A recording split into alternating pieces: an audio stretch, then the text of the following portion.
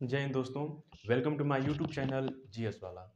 दोस्तों, पिछले क्लास में हम लोगों ने भारत के प्राचीन इतिहास में जो हम लोगों का भारतीय प्राचीन इतिहास है, इसमें हम लोगों का सेकेंड चैप्टर जो हम लोगों का स्टार्ट हुआ था कि सिंधु घाटी सभ्यता।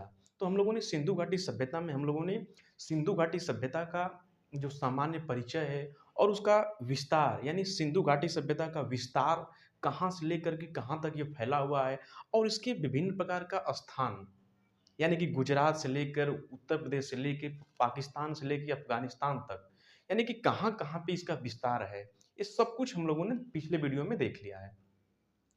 आज हम लोगों का टॉपिक स्टार्ट हो रहा है कि जो सिंधु घाटी सभ्यता का जो व्यवस्था था, यानी सिंधु घाटी सभ्यता का नगर नियोजन कैसा है, इसकी राजनीतिक व्यवस्था क्या है, इसकी सामाजिक व्यवस्था क्या है, इसकी आर्थिक व्यवस्था क्या है, ये सब हम लोगों का अब स्टार्ट हुआ धीरे-धीरे। तो आज के वीडियो में हम लोग जानेंगे कि सिंधु घाटी सभ्यता का समाज कैसा था, यानी उसका भवन कैसा था, सब कुछ जल निकासी की व्यवस्था कैसी थी, ईंट कैसा था, घर कैसा था, ये सब हम लोगों ने देखेंगे।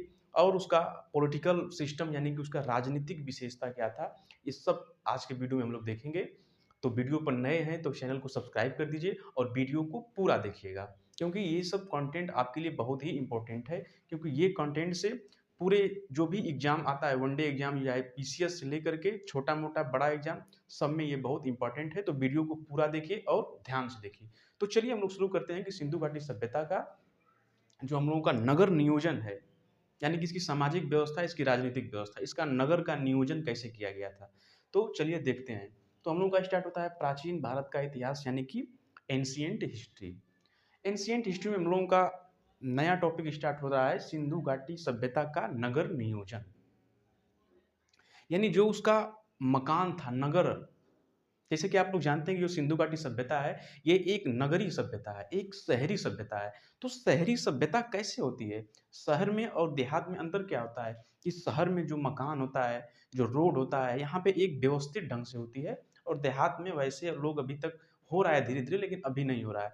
तो नगरीय का मतलब एक व्यवस्थित ढंग, यानी कि जो कुछ भी उसका मकान है, उसका ट्रांसपोर्ट है, उसका परिवहन है, रोड है, रास्ता है, लाइट है, ये सब कुछ एक सिस्टमैटिक ढंग से, एक अच्छे रूप से चलाई जाती है नगर में। तो वही हम लोग देखते हैं कि उस टाइम सिंधु घाटी सभ्यता में नगर नियोजन कैसा था।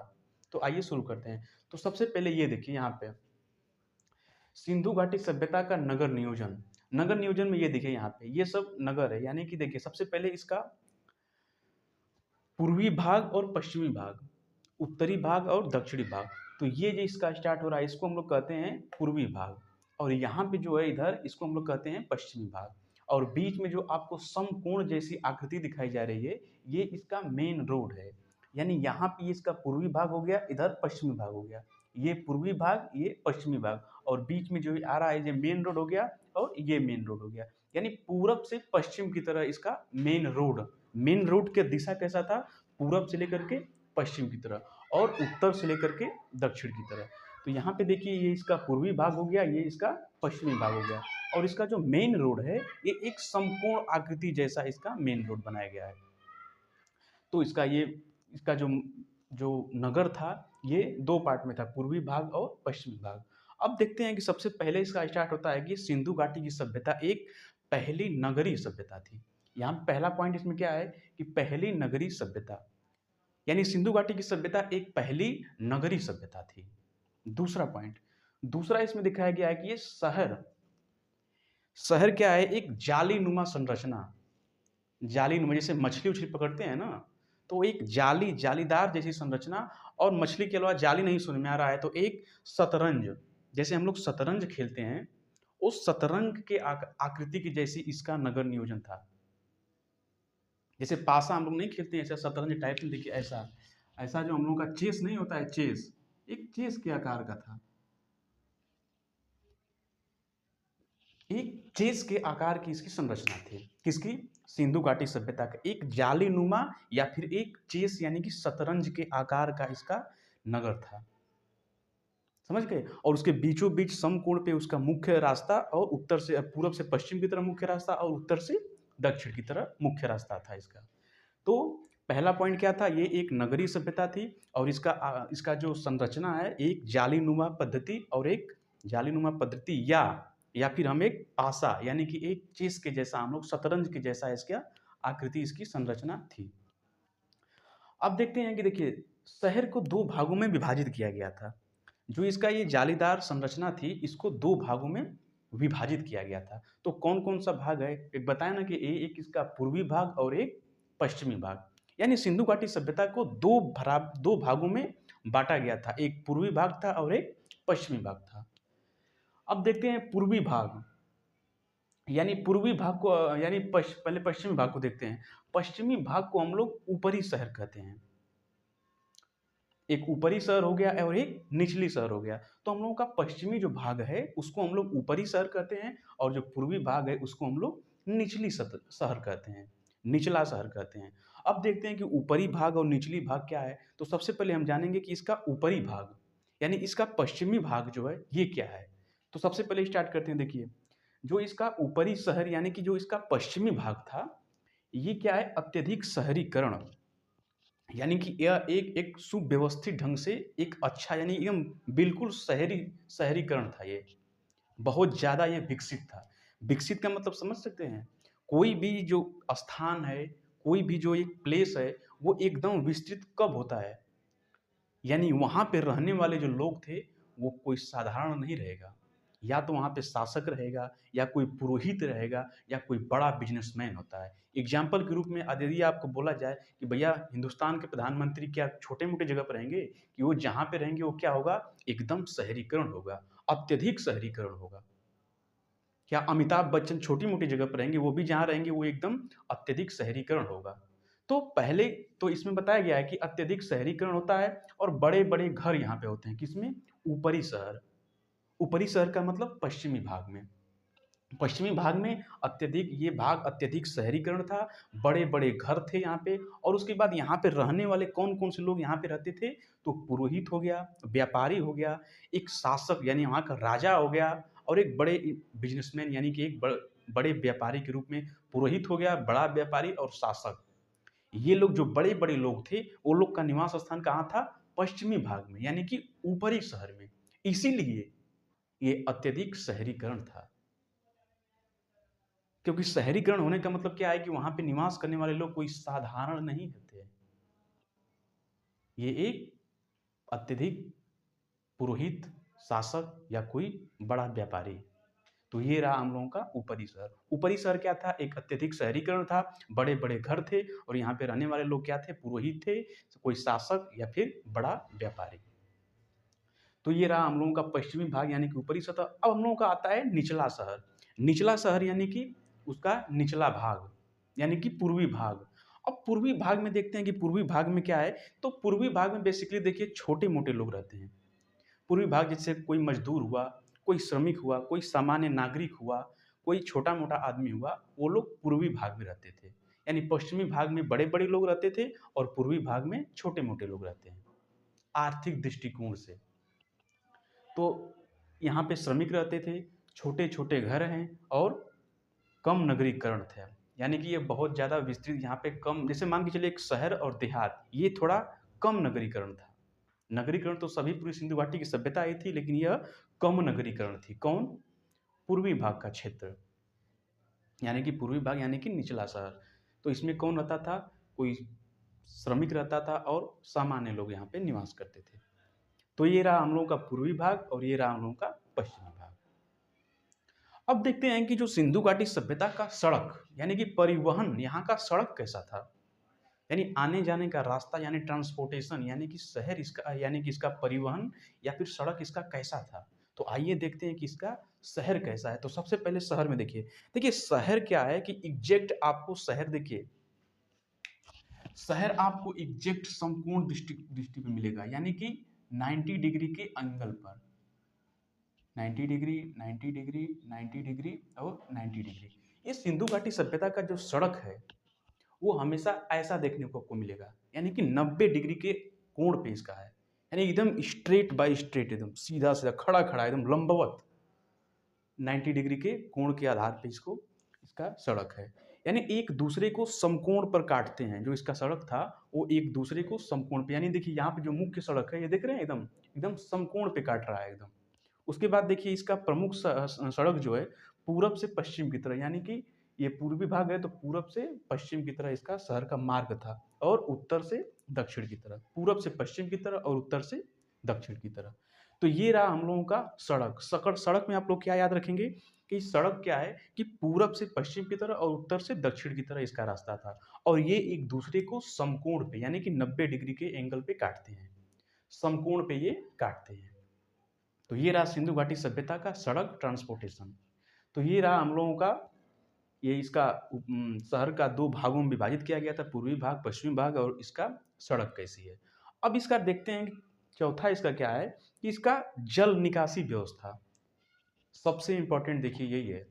हम लोग वर्तमान स्थिति में देखिए, कितना भी अच्छा लोग सड़क बना दे रहे हैं, कितना भी इसका शहरीकरण बोलेंगे, लेकिन यदि एक बरसात हो गई तो सब छितिर-बितिर हो जाता है। पानी निकलने की जगह ही नहीं मिलती है। बहुत टाइम बाद पानी जाके कहीं न कहीं जाता रहता है। तो यही देखना है कि यहाँ पे सिंधु घाटी सभ्यता का जल निकासी की व्यवस्था क्या थी, यानी बरसात का पानी, कोई भी पानी, इसका निकासी कैसे होती थी, सबसे पहले याद रखिएगा। तो पहला इसमें आते हैं कि ये जल निकासी व्यवस्था इसकी उन्नत थी। उन्नत का मतलब बहुत परफेक्ट, यानी ऐसा नहीं कि थोड़ी सी बारिश हो जाए तो पूरा पानी भर जाए, नहीं, बारिश हुई चाहे कोई भी पानी हो, एक उन्नत व्यवस्था थी यहाँ पे, यानी बढ़िया व्यवस्था थी। दूसरा इसमें बोला गया है कि एक ढकी हुई थी, ऐसा खुला नहीं, ये पक्की ईंटों के द्वारा ये ढका हुआ था। जो इसका जल निकासी की व्यवस्था है तो पक्की हुई ईंटों के द्वारा एक ढका हुआ था इसका। तीसरा इसका क्या है कि जिप्सन और चूना से ये बनाया गया था। ये किससे बनाया गया था? जिप्सन और चूना से इसका निर्माण किया गया था। किसका? जो इसका जल निकासी व्यवस्था थी, ये ढकी हुई थी ईंटों के द्वारा, और इसमें जिप्सन और चूने से निर्मित किया गया था, और एक उन्नति प्रकार की ये निकासी व्यवस्था थी। उसके बाद इसमें बोला गया है कि घर से पानी निकाल दिया नाली के द्वारा। जो घर का जो पानी है वो एक सीमेंटेड, यानी कि एकदम ज्वाइंट ढके हुए एक नाली के द्वारा बाहर निकाल दिया जाता था। जो पानी की व्यवस्था थी एक नाली के द्वारा निकाल दिया जाता था। फिर उसके बाद देखते हैं कि इसका ईंट कैसा है, सिंधु घाटी सभ्यता की ईंटें कैसी है, ये भी इंपॉर्टेंट है। इसमें देखिए क्या होता है कि यह एक पक्की ईंटें थी, और कच्ची ईंटें इसमें कम लगाया जाता है, यानी यह एक पक्की ईंटें थी, यानी इसको पकाया गया था। ये एक कच्चा ईंटा नहीं था, कच्चा ईंटा नहीं था, ये पक्का ईंटा था। उसके बाद देख ईंटों का अनुपात, यानी इस ईंटों का जो अनुपात है वो किस अनुपात में इसका बनाया गया था। तो सबसे पहले देखते हैं 4:2:1 के रेशियो में इसको बनाया गया था। जो ईंटों का जो आकार है, यह एक पका हुआ ईंटा था, यानी कि कोई भी कच्ची ईंटा नहीं था, एक पका हुआ ईंटा था जिसका आकार था 4:2:1 के आकार में इसका आकार था, यानी इसकी लंबाई, चौड़ाई और ऊंचाई 4 सेंटीमीटर, 2 सेंटीमीटर और 1 सेंटीमीटर के आकार में थी इसकी ऊंचाई, यानी सामान्यतः ईंटों की आकार जो था कैसा था। उसके बाद देखते हैं इसमें बड़े ईंटों का प्रयोग नालियां ढकने में होता है। चलो आ रहा है ना, जाओ। बड़े ईंटों का प्रयोग नालियों के ढकने में प्रयोग किया जाता था। जो नालियां जो हम लोग पानी निकालते थे वो बड़े ईंटें इस पे लगाकर एक ढका जाता था। बड़े ईंटों का प्रयोग नालियों के ढकने में किया जाता था। नेक्स्ट देखते हैं। फिर इसमें देखते हैं, ये हो गया इसका ईंट। ईंट में क्वेश्चन पूछेगा कि ईंट का आकार कैसा था, 4:2:1 के आकार में। यह एक पकी हुई ईंट थी, यानी कि कच्चा ईंटा नहीं था, और इसका आकार कैसा था, 4:2:1 के आकार में था। और बड़े ईंटों का प्रयोग कहाँ पे किया जाता था, तो जो पानी निकलने का निकासी व्यवस्था थी तो एक नाली में किया जाता था, नालियों को ढकने में किया जाता है। अब सिंधु घाटी सभ्यता का भवन देखते हैं कि इसका भवन कैसा था। तो आइए देखते हैं कि सिंधु घाटी सभ्यता का भवन में देखिए सबसे पहला इसका आता है आवासीय भवन। आवासीय भवन का मतलब क्या होता है कि एक कोई भी, जैसे एक कोई भी राजा हुआ और राजा के मंत्री, पुरोहित, जो भी विशेष प्रकार के हैं उसको भवन दिया जाता है। जैसे आज के डेट में हम लोग आवास नहीं कहते, सीएम आवास, पीएम आवास, एक सांसद का आवास, विधायक का आवास, उसी प्रकार यह एक पहले आवासीय भवन, जिसमें आवासीय भवन में सबसे पहले बड़े आवास, सबसे पहले अमीर लोगों के लिए एक बड़ा आवास होता था। उसके बाद श्रमिक वर्ग के लिए छोटा आवास होता था। उसके बाद सार्वजनिक भवन, एक सार्वजनिक भवन बनाया जाता था, जैसे मोहनजोदड़ो और लोथल में आपको देखने को मिला होगा कि स्नानागार और अन्नागार, अन्न का भंडार, यानी सबसे बड़ा अन्न का भंडार, उसमें अन्न रखा जाता था, और सबसे बड़ा एक तालाब जैसे स्नानागार जिसमें सभी लोग स्नान करते थे। एक सार्वजनिक भवन था, और आवासीय भवन में बड़े-बड़े भवन बनाए जाते थे। ठीक है, यानी हम लोगों को देखते हैं कि जब आवास जो सरकार के द्वारा आवास मिलता है, तो एक छोटा-सा मिलता है, लेकिन कोई विधायक को मिलता है तो एक बड़ा-सा बंगला मिलता है। तो ये रहा इसका भवन। भवन देखिए, भवन 2 मंजिला भी होता है, और ऊपर जाने के लिए सीढ़ियाँ लगी होती थी। ऊपर जाने के लिए सीढ़ियाँ लगी होती थी। घर में कमरों की संख्या 2 से लेकर के 30 तक आपको देखने को मिलेगी। घरों में सीढ़ियों की संख्या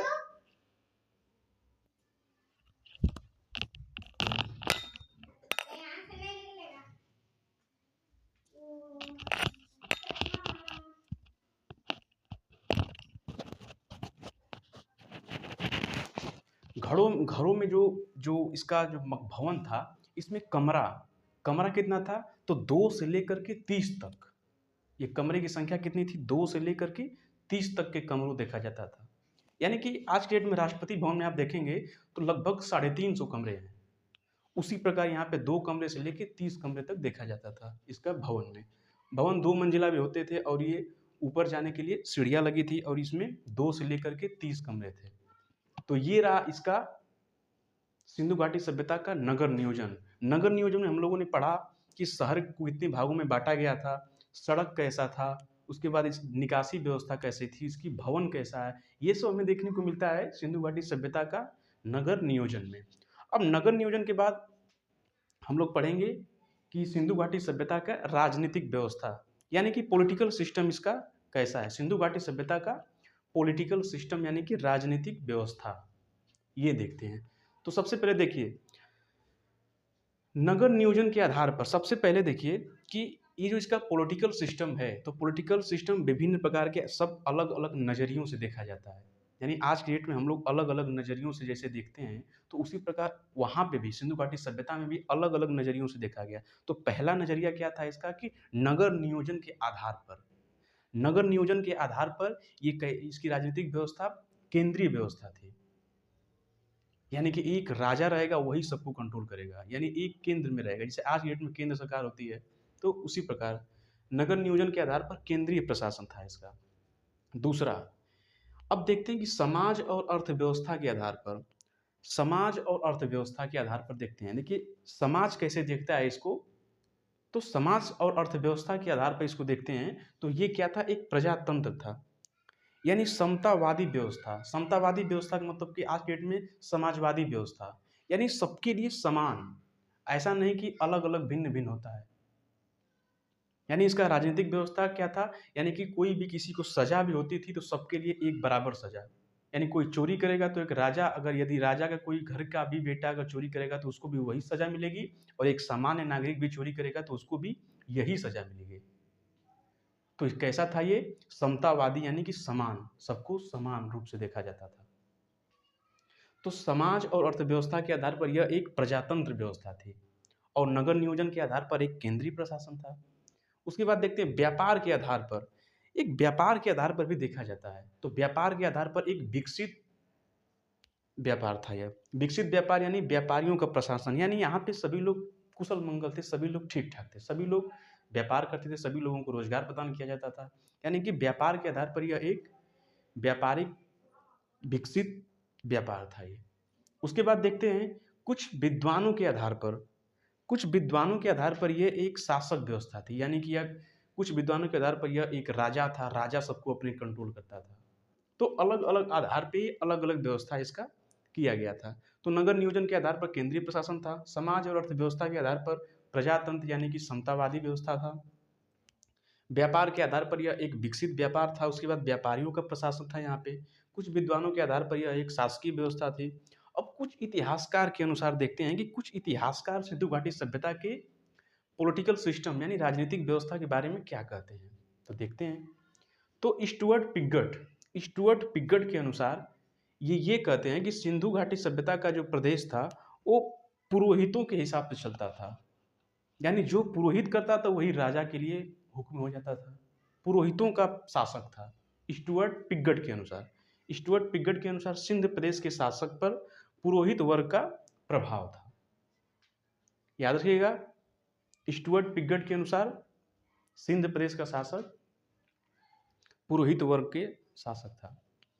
दूसरा, हंटर के अनुसार देखते हैं कि मोहनजोदड़ो का शासक राजतंत्रात्मक न होकर जनतंत्रात्मक था, यानी जनता का अधिकार था, यानी जनतंत्रात्मक था। किसके अनुसार? हंटर के अनुसार। हंटर के अनुसार राजतंत्रात्मक न होकर के जनतंत्रात्मक था। तो ये रहा हम लोगों का सिंधु घाटी सभ्यता के राजनीतिक व्यवस्था और इसका नगर नियोजन। नगर नियोजन में आप लोगों ने देखा ये सब सड़क वगैरह, जल निकासी, ईंटें कैसी है, भवन कैसा है, और सिंधु घाटी सभ्यता के पॉलिटिकल सिस्टम में ये सब हमें देखने को मिला, किस किस आधार पर इसको कैसे देखा जाता था उस टाइम। तो ये रहा सिंधु घाटी सभ्यता का नगर नियोजन और सिंधु घाटी सभ्यता का पॉलिटिकल सिस्टम। आगे हम लोग पढ़ेंगे इसका आर्थिक व्यवस्था, इसका सामाजिक व्यवस्था, ये सब हम लोग जानेंगे क्या कैसे वहाँ पे सब कुछ होता था। तो मिलते हैं हम लोग नेक्स्ट वीडियो में। वीडियो अच्छा लगे तो इसको लाइक करिए, सब्सक्राइब करिए और शेयर करिए। तो मिलते हैं नेक्स्ट वीडियो में, तब तक के लिए जय हिंद, जय भारत।